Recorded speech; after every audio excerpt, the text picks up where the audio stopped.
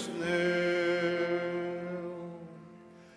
Renna sorgar tar att ögon kinno, ber till Jesus, ber till Jesus, tinges du av gamla saron minno, ber till Jesus och där.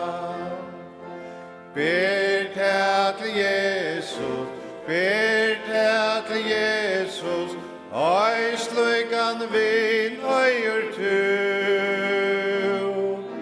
Han fram adlar kanst du bror kadla, ber till Jesus just nu. Tidjast dimmer skuggar att vera, ber till Jesus, ber till Jesus, räjes du kvar framtiden kan bära, ber till Jesus och där. Ber till Jesus, ber till Jesus, oj slugan vin öjer du. Han fram adlar kanst du bror kalla, ber till Jesus just nu. Tinger sjuka arm av sorg och nejen, ber till Jesus, ber till Jesus, kär där löjen mörk och hötter dejen, ber till Jesus och där. Ber till Jesus, ber till Jesus, oj slugan vin öjer tu.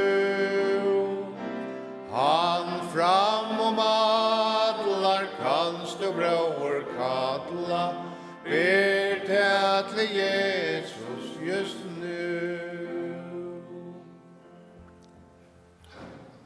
Ja, gör så väl, Paul.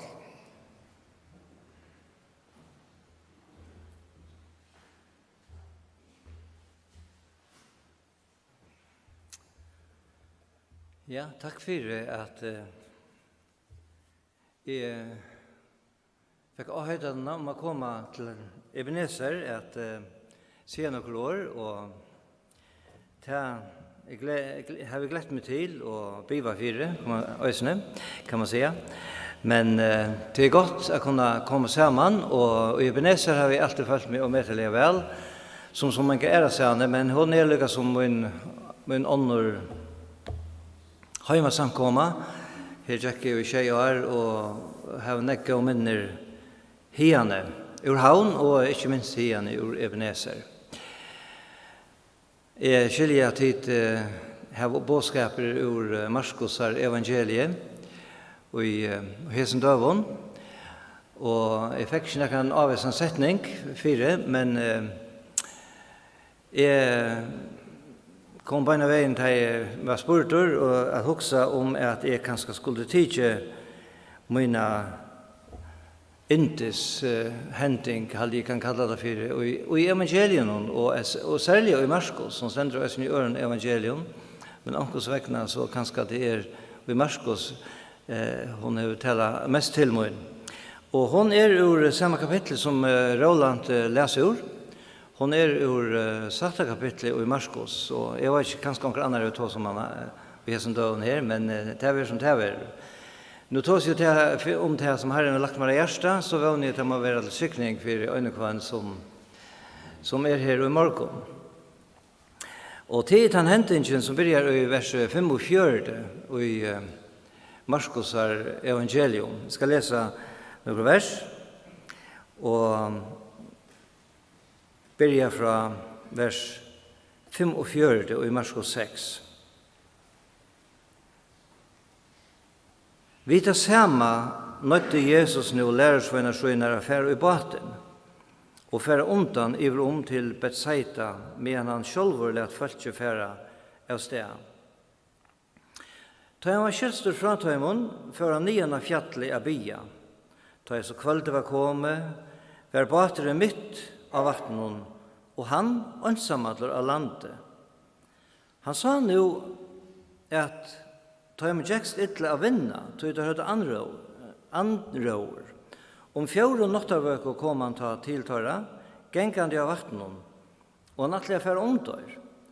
Men ta det så han genga av vattnon helt og tøyr til å være spøkelse, og ta skåre og råp. Ta så han atler og raddost, men han taler i alt for 8 vittar, og sier, «Vær i hogrester, ta i, øttest ikkje.»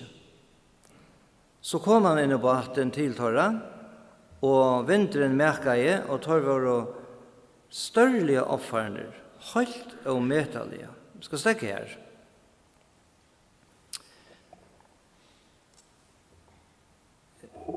Bakgrunden til disse henting, henne hørte vi litt i morgen, og det var jo det her at Jesus, han, midt i Marskos 6, her stender det her at Jesus, han, för bortsett fra, han ber läsarna komma bortsett fra att ta skulle kvila sig. Ta det såna gera att såna gera att finns inte stunder till äta senta. Men så ta var som är hade stöver begynt att äta, ta kom fältjärna till alla stand fra och så var det akkurat det som Roland läs om att det här eima underfotla sinnaläge som Jesus hevor. Och så stände flera ferner i evangelien att hon tyckte hjärtaliga synd till tajmon. Och så får han igång och här var det 5,000 män, omfram kvinnor och barn, till att säga en 15-20 000 kanske, människor. Och han skapade mat till det hade känna vid. Av 2 fisk och 5 brejon. Og det var et ivalest, et øyelest tro i å få alt det her, at denne merten utlyser 15-20 000 folkene.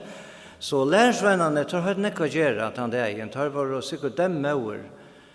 Og så var det det at vi leser her i vers 45, at det var leiot. Så vet jeg samme nødde han lærersvennerne ut av vattnet, og selv for han oppa fjallet bya. Det kanskje kan undra oss, hva skulle ta til, hva skulle han nøye ha tatt ut av vattnet? Det vet vi ikke, det var kanskje anker grunn til det. Jeg får her på seg ut at han nøyde ta ut av vattnet, og nå skulle ta lære han oppa det bedre å kjenne. Nu skulle han gjerne opp at underfotlar, vet du. Men det visst tar ikke noe annet seg av, kanskje. Så tar mulig å protestere av, kanskje, og tar stendt at han nøyde tar, men tar for. Og det er så underfullt å lese om lærersvennerne, at tar var løtner. Det er et punkt, kan man si, for lærersvennerne, at tar var løtner, tar for. Tar for. Kanskje en tar Peter og hinner sjåmenner med lærersvenner, tar helt Jesus være pura. Til være pura holde i høtt jeg just det her kvalitet, at kanskje jeg har det vita, at nå er øtner vi nått. Jeg vet ikke, altså en gittinger kanskje, men i øtlen føren, det som er så underfullt, det er at tar for. Og så leser vi jo her at Jesus, han får nyan av fjallet. Jeg vet ikke om tar visste at han får bia, men tar kjent han, tar vi sammen ved en av tog, og tar se til han får bort fra nok så ofte, og er nyan av fjallet, vi kvørst en høyla nætter, og han ber, og ja. Og det er omøtelig underfullt å huske om. Jesus får nyan av fjallet av bia. Lærersvennerne får ut i øvekse. Det lærer dere negv. Og jeg det her at Jesus ber. Jesus har bruk for at bia. Han har bruk for at fære fyrir seg sjálvan a bia til færsyn og i himle. Og hei han tørva a bia, så har vi ta opp at meir. Og hvordan det vi okkom? Hvordan nekva tog til av til a færa bort fra fyrir a bia til færsyn i himle? Jesus vær og øysene ta fullkomna fyrdøme ta vi hugsa det. Han får nian av fjallet at bia. Og vi kan hugsa kanskje, hva var det han ber om hese nottene, ber fire og så fram, ta videre vi ikke, men Iva lest, ikke at Iva stod, ber han for lærersveien ute av vattnet. Kjær tid, Jesus, han oppe av fjallet og i det. Og så innom fjallet og i himmelen. Han i himmelen og i det. Han lever alltid a bia for okkon, sier Hebreerbrevet 6:25. Og jeg helt til å omedelig underfullsted som stender i Rombraun kapittel 8, vers 26, at så kommer anden eisen i okkon til hjelpar, veiklega okkara til hjelpar. Tror vi vet ikke hva vi skulle bia om, som bia øyra vera, når anden sjølver bier for okkon vi soffon ikke kunne sies. Det så omedelig underfullt det også om.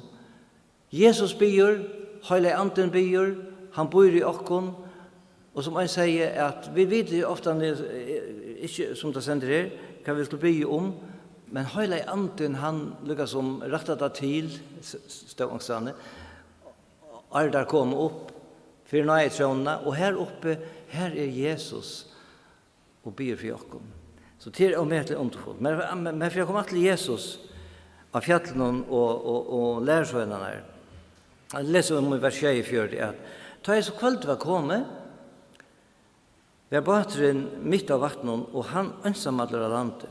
Her at ta så kveld var kommet, vil jeg menn være vi, at det er nok tullja. Det er kanskje 6 om kveldet. Bare synes du mer. Og han var av landet, og så leser vi det her, som Roland Øysen var inne på, at det sender vers 84, han sa nu at han med Jacks ytla at vinna, tog til høyde andre år. Han sa, ja, vi kan også kanskje, hvordan var det vi lærer sånn her ute, man tar elskast enn av Jesus, at han har lett til å komme ut i det her, en nøytere sted.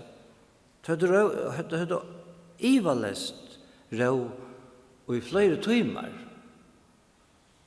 tog at han har sendt av sted 6 om tog om kveldet, vi råkna vi, og 4 nokter vekka narskaist, det var klokkan 3-4 om morgenen, og han var ikke kommet til der, enn. Han bare lett av han sa der, men kan ikke det at han ber for dem, og han sa der, hjelpte det nekka? Nei, det hjelpte ikke. Det visste ikke at det ble bare verre. Det sender her i vers 84 at han sa til at han må jekst ytla. At her jekst ytla at vinna, at det er et øyelig kraftigt år at det opprona malen. Det er nekka vi, at det sender i omkring omsetning, at det har vært i støyra som havsnei. Og det sender at omkring at det var fullt av pyno av oss ned. Det var pynefullt. At det som tar må være 4 hese nottene. Men Jesus, han var på fjallet. Vi tar av være pura, tar skilt og ønsk. Men han ikke bare ber for dem, han sa det røysene. Og det er så omøtelig underfullt, som Røna Longe har grønnet så vel for dere. Hvordan underfullt at Jesus ser dere. Jeg kommer også om det som stender til Moses ble kattlaver, og i Moses på kapittel 3, han ble kattlaver, han sa en brennende tornarunnen, og så taler jeg god til hans, og han sier vi igjen, jeg har sett neiene, jeg har sett neiene til falskjømøyene. Jeg har hørt hos deg, djeva seg undertømmende i plava deg, og så framveis. Jo, Jesus ser alt, og han ser øysene okkon i morgon.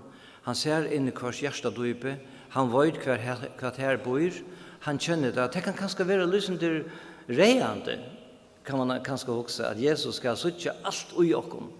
Men det så underfullt at her var en vin, en karlagsfotland vin, som ser okkon, og som da øysen stendur i med oss på her, at han høyrer, og at det sender øysene vet hva det er loja. Fjorda noktarvøka narska est, ta det kanskje raugen 8-20 timer, og vi kunne spyrja, hvor kom Jesus ikke bøyna veien? Hvor hjelpte han ikke dem bøyna veien?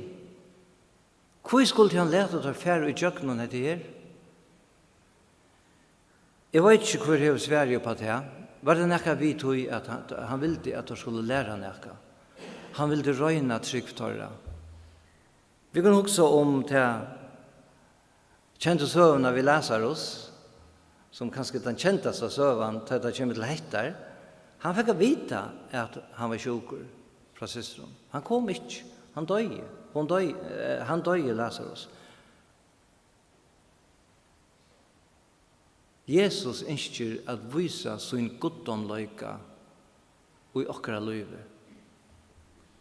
Og det som så avmetelig underfullt å lese, det at han ikke best ber. Gå seg en best. Han ikke bare ber, han ikke bare sa, men det stender i vers 8-4. Om 4 nattavøker, ta koma til tørre. Gengande av vatten og atle færre omtør. Han kom i rattar løt. Vi leser jo i Hebreerbrevet 4 at vi har ikke høvesprest som Hebreerbrevet 4:15, 16. Vi har ikke høvesprest som ikke kan ha samkjensel og vi veikløyk om okkara. Men en som frøst av i ødlån av samme hatt som vi, til utansint, lærte okkon til vi delvis stod framfor og ha satt nøyene så vi kunne få miskunn og finne nøye til hjelp. Når? Og rattar tog. Herren vet, han kjenner, og han byr, han ser, og han kjemur. Men tar helt av spøkelse, og tar rattost. Men så leser vi et, hette underfotla. Og i vers 12. Men han taler alt for i ått. Mytter. Han taler alt for i ått. Mytter. Han ikke bare be og sa og kom. Men han taler mytter. Kærtid, Herren taler. Han er ikke så innelig å tale til en kvann av oss. Sia livsal år til okkom ta i vid øttast og reiast som tar gjørdo. Og ta gjørdo han øysen hesa nottena, eller henta morgenen. Han sier vittar, veri hukrester, ta i øttest ikkje. Veri hukrester, ta i ego eimi av fromalen. Her stendur veri hukrester øttest ikkje. Det er det samme som Jesus sier, Herren sier ved Moses, ta i hans skulle færa. Jeg sier, vi er så tunge oppgavene. Hva skulle si at det har sendt meg? Si hin goddomlige. God i himmelen tjekk av vattnen hese nottena. Og han sier, øttest ikkje. Det så nekvad øttast fire i hesen døven. Og det en øyler øtte av mennesken. Og det smittar iver av okkon som tryggvande, som godsfolk. Men vi skulle ikke øttast. Vi skulle ikke øttast. Vi skulle heller ikke øttast for å komme sammen. til døme som i morgen. Herren for ikke lete noe ilt komme over okken, ta vi komme sammen og tilbe han, og pryse honom, og takke honom. Han heldur sina varvøyden i hånd i folksøyt. Ta det løy i måten honom, ikke minst. Som lærersvøynen var hese noktene. Ta der for i tjøkkenen alt møvlet ilt, og ønt og ringt i hesen heime. Det kan være anker sitter inne her i morgen som øktast. Det kan også være at anker sitter inne her i morgen som fer i tjøkkenen stormar løsens. Andre år kanskje kjenner seg å være i havsnei, for jeg bruker temalet. Herren byr for okken. Han ser okken. Han kommer til okken. Han tar løvsal år til okkara. Tjøkken årsøyt. Tjøkken høyla i andan. Ut i daglige. Ja. Så let jeg ikke øttast, men litt av høtt i høgt i hesen døven og sier, vi i Herrens hånd. Han vet hva skal hente vi okken. Han visste i øysene til nottene at hva enn så hente vi, hva enn så hente vi tar man her ute, om det så skulle det ikke bostor, eller øyne tar man slår de ut og for til båns, så visste Jesus i øysene til. Det er sånn avskiljende i hessen høyme. Med en kortisor kommer jeg tankar om min gåa bygdamann og vin, Brøndla Hansen, som da er 33 år gammal. Hva er det for nekka? Altså, og så kommer vi bare via tåsa om det. Så jeg skal ikke gjøre mer på skjortøy enn å si at vi er i Herrens hånd. Vi skulle ikke øttast. Og det som Jesus så gjør det, som er det mest underfulla. Og vi kunne ganske, kan man säga, entertaka at han ikke bare ber. Han ikke bare sa. Han ikke bare kom. Han ikke bare tala i livsalår. Han gjør det også en til som stender ut i sørste versen og les. Så kom han inn i baten til Torre. Og vinteren merket jeg. Og tar var størrelige offerner, og helt og metallige. Og det et fremmande år kunne vi brukt ganske, han identifiserer seg vittar. Han gjør det seg til 8 vi tørra trobeløyga. Og her, midt om nattena, kom frieren. Frieren som støyer opp om alt vid. Frier gods som støyer opp om alt vid. Og vinteren merka jeg. Det ble frier. Til Jesus var kommet. Såleis han. Såleis var han 1500 år fire Kristus, da i Moses levde. Såleis var han ut i havnen til nottene. Og såleis han øysen i morgen. Så kunne vi glede oss og pryse honom og takke honom. Takk for. Amen.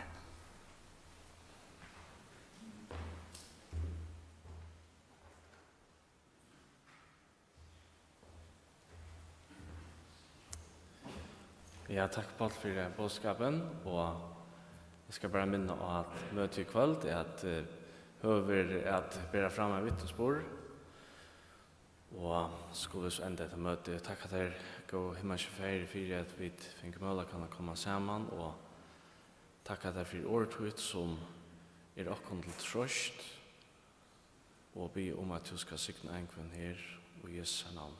Amen.